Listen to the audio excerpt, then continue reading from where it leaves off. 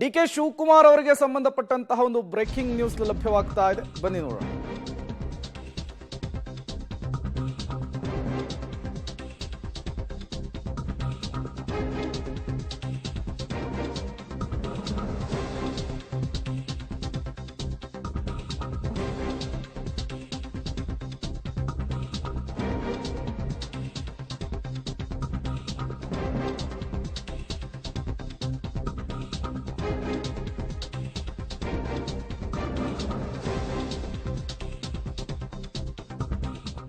ಎಚ್.ಡಿ.ಕೆ. ವಿರುದ್ಧ ಏಕವಚನದಲ್ಲಿಯೇ ಡಿ.ಕೆ. ಶಿವಕುಮಾರ್ ಹರಿಹಾಯ್ದಿದ್ದಾರೆ. ಈ ಮೂಲಕ ಮಾಜಿ ಸಿಎಂ ಡಿ.ಕೆ. ಶಿವಕುಮಾರ್ ನಡುವೆ ಜಟಾಪಟಿ ಮುಂದುವರೆದಿದೆ. ಮಾಜಿ ಸಿಎಂ ಕುಮಾರಸ್ವಾಮಿಗೆ ಏಕವಚನದಲ್ಲಿಯೇ ನಿಂದಿಸಿದ್ದಾರೆ ಡಿ.ಕೆ.ಶಿ. ನಾನು ವಿಷ ಹಾಕಿದ್ದೆ ಅಂತೇಳಿ ಕುಮಾರಸ್ವಾಮಿ ಹೇಳ್ತಿದ್ದಾನೆ. ವಿಷ ಹಾಕಿದವರ ಜೊತೆಯೇ ಈಗ ಓಡಾಡ್ತಾ ಇದ್ದಾನೆ ಅಂತೇಳಿ ಡಿ.ಕೆ.ಶಿ ಗುಡುಗಿದ್ದಾರೆ.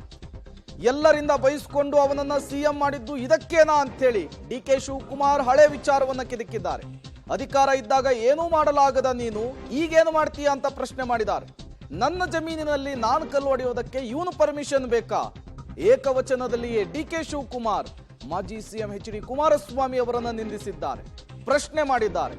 ಈ ಮೂಲಕ ಮಾಜಿ ಜೋಡೆತ್ತುಗಳ ವಾಕ್ಸಮರ ತಾರಕಕ್ಕೇರಿರುವಂಥದ್ದು ಮತ್ತೊಂದು ಹಂತಕ್ಕೆ ತಲುಪುವಂತಹ ಎಲ್ಲಾ ಲಕ್ಷಣಗಳು ಕೂಡ ಗೋಚರವಾಗ್ತಾ ಇದೆ. ಈಗ ಕುಮಾರಸ್ವಾಮಿ ಅವರಿಗೆ ನೀವು ಕೇಳಬೇಕು, 2 ಬಾರಿ ಚೀಫ್ ಮಿನಿಸ್ಟರ್ ಆಗಿದ್ರು. ಹೋದ ಬಾರಿ 7 ಜನನು MLA ಇದ್ರು ತಾನೇನ್ರಿ? ಇದ್ರೋ ಇಲ್ಲ? 7 ಜನ, 7 8 ಇದ್ರು. 8 ಕಣೆಯ.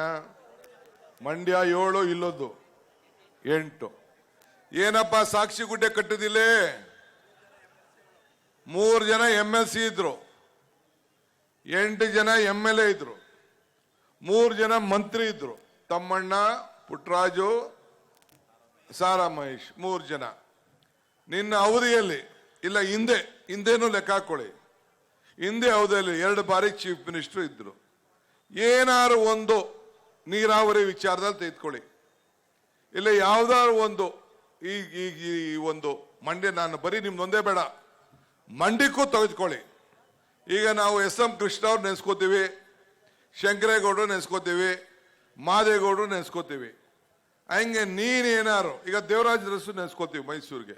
ಈಗ ಜನ ಸಿದ್ದರಾಮಯ್ಯನವ್ರನ್ನ ನೆನೆಸ್ಕೋತಾರೆ. ಎಂತ ಕಾರ್ಯಕ್ರಮ ಮಾಡಿದ? ನಿನ್ನ ಕಾರ್ಯಕ್ರಮ ಏನು ಅಂತ ದಯವಿಟ್ಟು ಹೇಳಬೇಕು. ಇಲ್ಲಿ ಏನ್ ನೀನು ಸಹಾಯ ಮಾಡಿದ್ಯಾ ಅಂತ ಹೇಳಬೇಕು.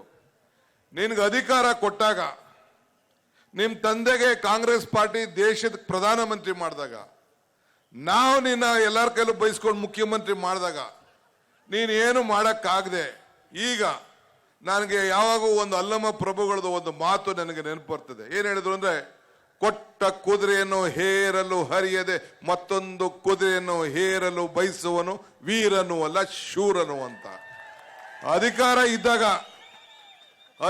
ಇದ್ದಾಗ ಏನು ನಿನ್ನ ಕೈಯಲ್ಲಿ ಹರಿಯಕ್ಕಾಗದೆ, ಈಗೇನು ನಾನು ಹರಿತೀನಿ ಅಂದ್ರೆ ಏನ್ ಹರಿಯೋದು ನೀನು?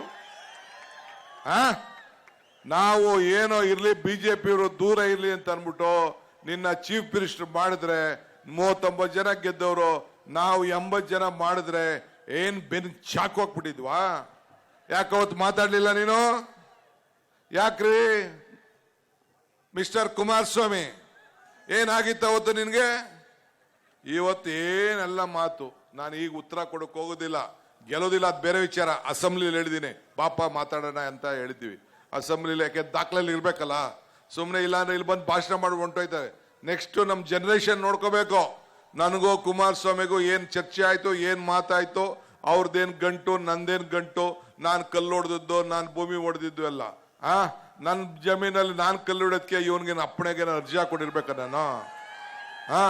ನಮ್ಮೂರಲ್ಲಿ ನನ್ನ ಜಮೀನಲ್ಲಿ ಕಲ್ಲಪ್ಪ, ಎಷ್ಟು ಎಕರೆ ಇದೆ ಅಂತ ಅವ್ನಿಗೇನ್ ಗೊತ್ತು? ಅವ್ಗೆ ಪಾಪ ನಾವೇನೋ ನಮ್ಮ ಬದುಕಿಗೆ ನಾವು ಮಾಡ್ಕೊಳ್ತೀವಿ. ನಿನ್ಗೇನ್ ಕಷ್ಟ?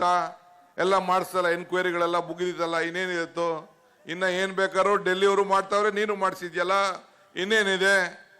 ಹಂಗೆ ನಾನು ಹೇಳುದು. ಈಗ ಬಿಜೆಪಿ ಅವ್ರು ಬೇರೆ ಬಂದ್ಬಿಟ್ಟವ್ರು, ಇಬ್ರು ಪಾರ್ಟ್ನರ್ಶಿಪ್.